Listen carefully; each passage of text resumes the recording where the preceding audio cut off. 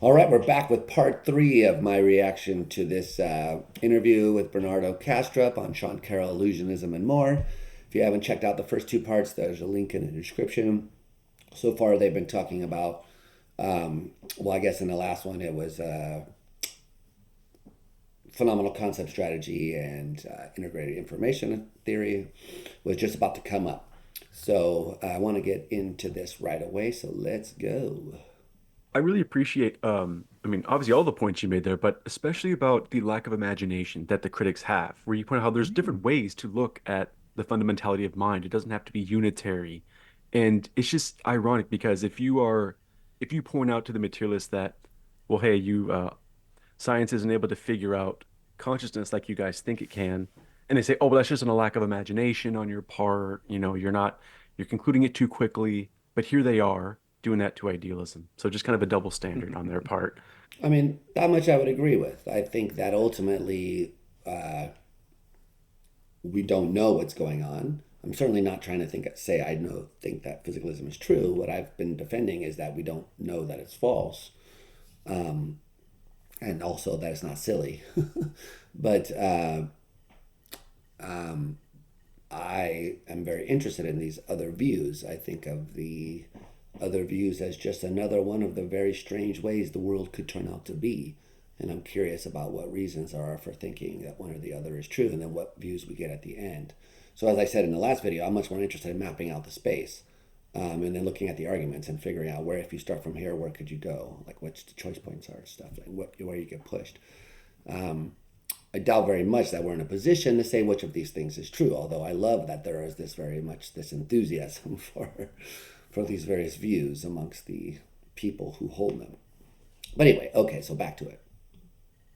So this one is kind of a two-parter. So as I'm sure you know, there was this big letter. There's 124 people saying that integrated information theory is pseudoscience. So I guess I wanted to know what you think about that, and also what you think about how the leading eliminativist and illusionist just so happened to also be on that list. So I was wondering if you had any thoughts on those two things. Who's is he talking about Dennett? Dennett signed the letter. So I've already talked about the letter. Someone asked me about it the other day, and I mentioned it, and I had Felipe de Brigard on, and we talked about it a little bit. So if you're interested in that letter, there's a lot to say about it. I was asked to sign it. I declined signing it because I thought that it needed work. Although I agree with part of what the letter was saying, I disagree with part of what the letter was saying, and so I thought it needed to be more nuanced. They didn't think so. So they're trying to write something now, I think, which is more nuanced. I'm not sure, but anyway, so the position on IIT, I've talked to people on my podcast about IIT. I'm interested in IIT. Whether it's pseudoscience or not, as I was talking with Felipe on the podcast, depends on how you're presenting it. So if you're presenting it as being like conclusively proven when it hasn't been, and you're asking for money for that theory, then that's disingenuous. That's pseudoscientific, I would say. Now, I think you should distinguish two versions of IIT. What Hagwan Lao is called the strong and weak versions with Matthias Michel. And they have a paper on this where they distinguish the strong and the weak versions of IIT. So the weak version is just this, that the correlates of consciousness will have something to do with integrated information in the brain. The strong version of IIT is actually like a metaphysical theory that says consciousness is integrated information. And so,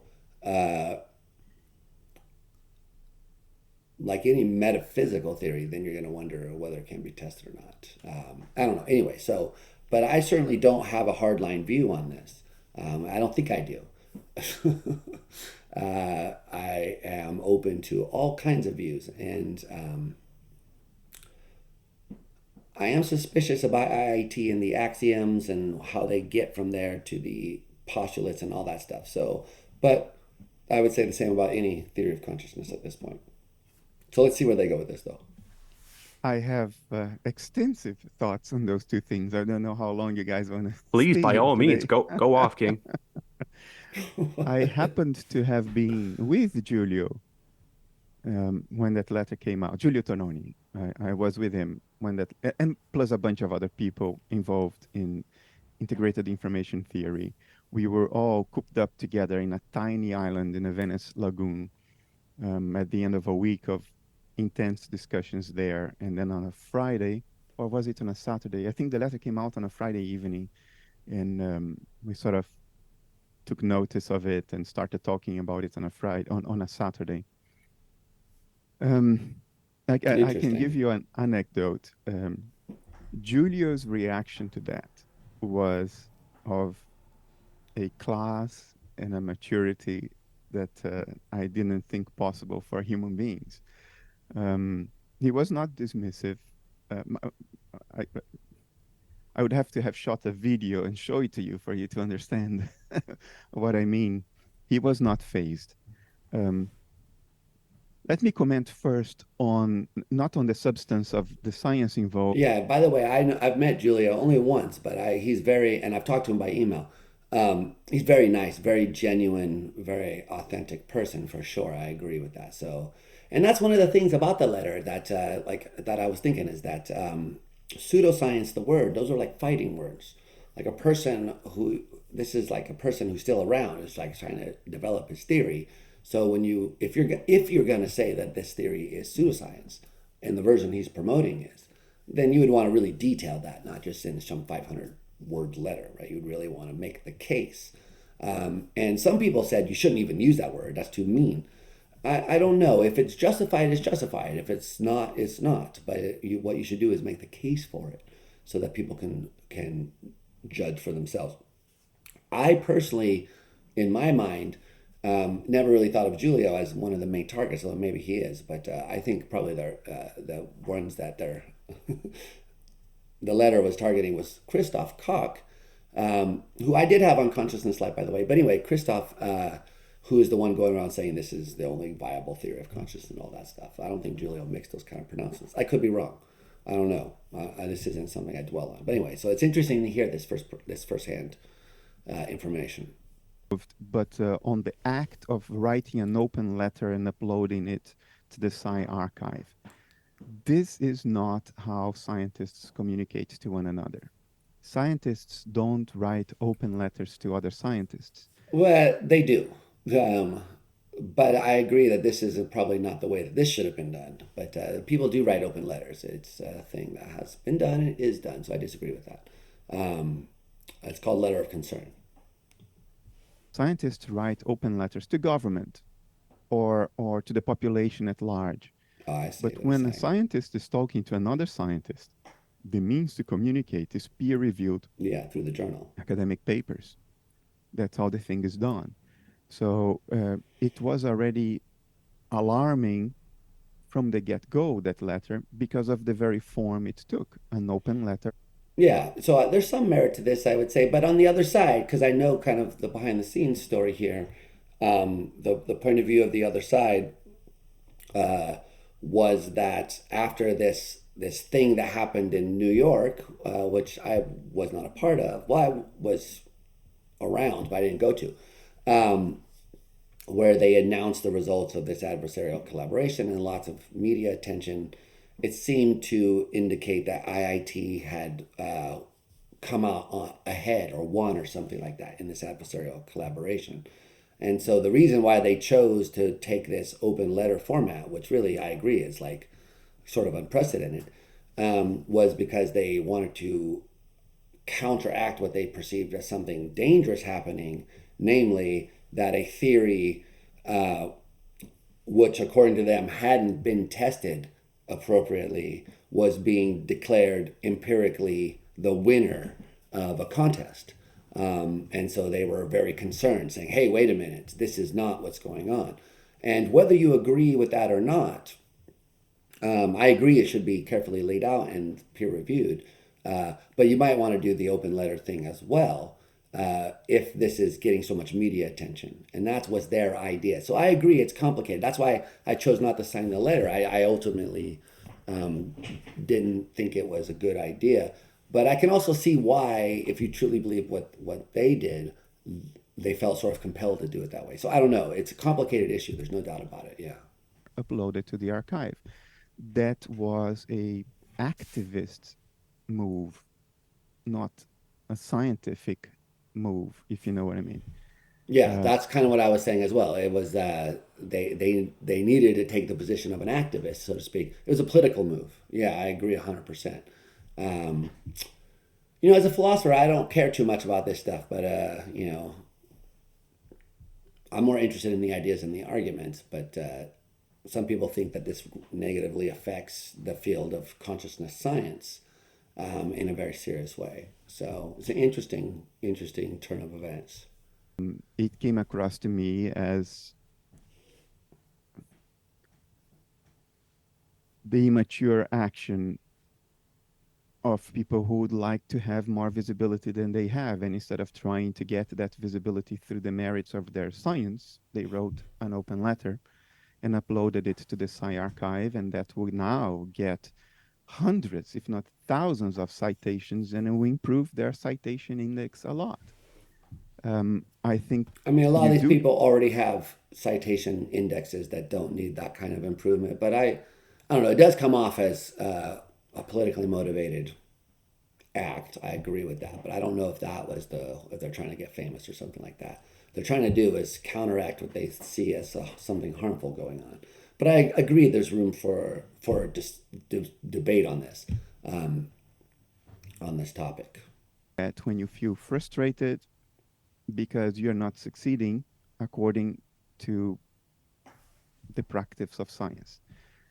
There is no theory out there, no theory of the contents of consciousness, as opposed to theory of consciousness. That's how I prefer to characterize IIT.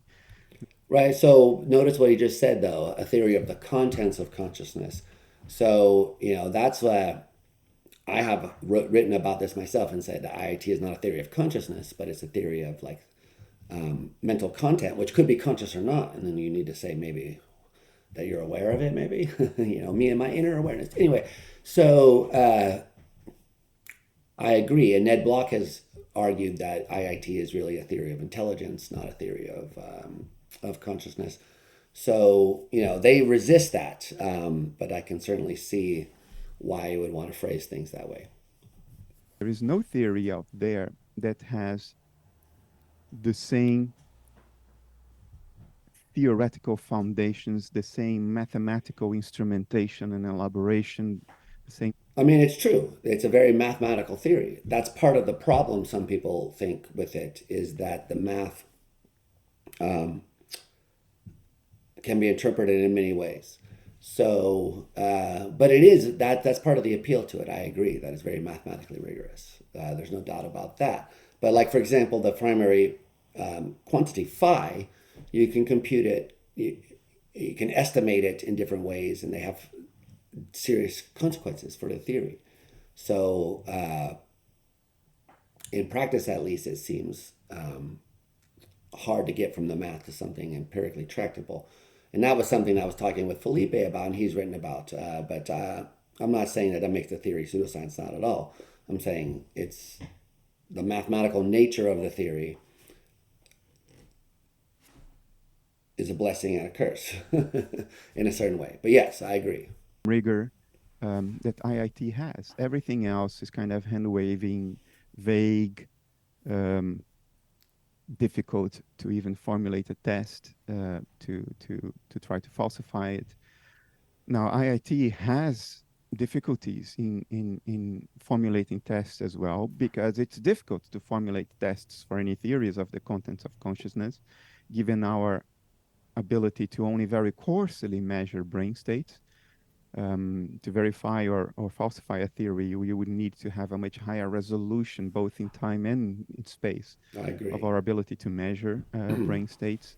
And not only a few brain states, you'd have to measure brain states of an entire region of the brain or across regions of the brain to verify or falsify those theories. So there are very practical difficulties associated with coming up with those tests.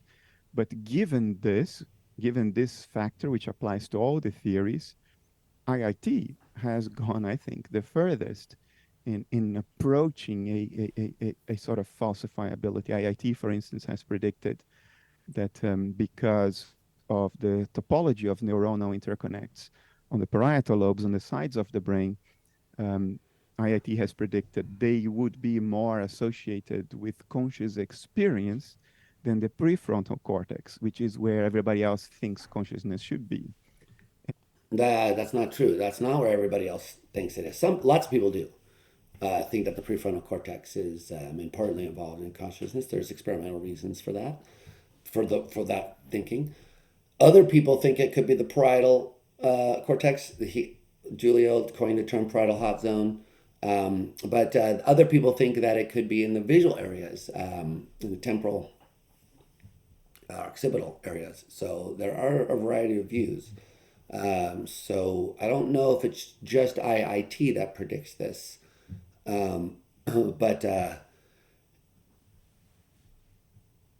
they arrive at this idea for a particular reason about the connectivity there. So I do think that if we found out that the frontal areas were importantly involved, then that would be a blow to IIT. But that was one of the things that was being complained about, was that in the adversarial collaboration, they defined their regions of interest as along these lines, but then later included auxiliary regions, which were included prefrontal areas, as my understanding.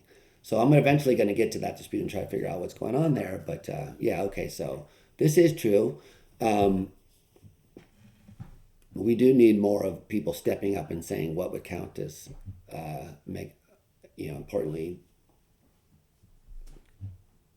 putting pressure on their theory. So I agree. And experiments have borne it out. That was correct. Well, wait a minute. What? No, what did you say? Prefrontal cortex, which is where everybody else thinks consciousness should be. And experiments have borne it out. That was No. What? Wait a minute. Wait.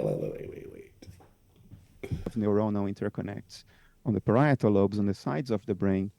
IIT has predicted they would be more associated with conscious experience than the prefrontal cortex, which is where everybody else thinks consciousness should be. And experiments have borne it out. That was correct. Now we would like to have more refined tests. So that's incorrect, first of all. That's maybe one of the things that the letter writers were complaining about. That was not borne out in any interesting sense. Yeah, well, that's. I wonder. I don't know what experiments he has in mind, but if it's that adversarial collaboration, it definitely did not conclusively show that. There's still an open question about what the role of the prefrontal cortex is, and hasn't been shown that in any way that it's not involved or something like that. So I don't know what he's talking about here, but that's a strange thing to hear. So